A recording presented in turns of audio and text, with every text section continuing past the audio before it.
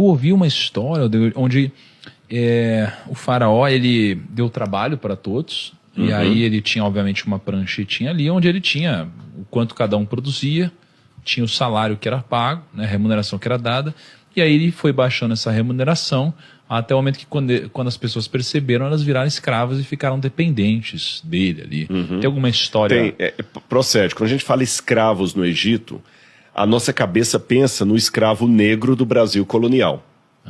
Não, escravidão do Brasil colonial era uma coisa. Ou numa escravidão de capturado de guerra, assim. Exatamente. Assim. Mas mesmo a escravidão capturado de guerra, havia algumas modalidades de escravidão que a pessoa recebia salário. Mas era mais ou menos... Sabe essa escravidão que está acontecendo no mundo hoje?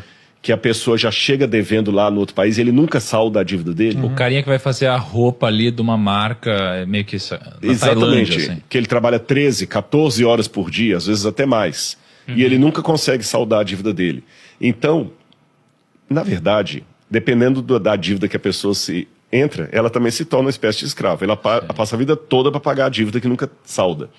Assim que eram aqueles escravos. Mas quem deu essa dica para você está correto. Por exemplo...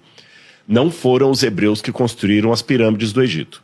Vamos deixar isso bem claro. Quando os hebreus chegaram ali, as pirâmides do Egito já estavam com 900 anos de idade.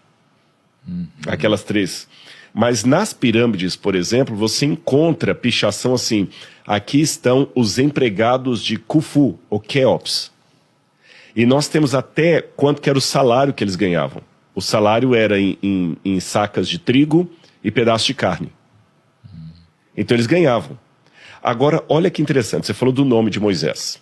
Os hebreus escravizados, repito, não escravo como o escravo brasileiro negro, mas aquela opressão.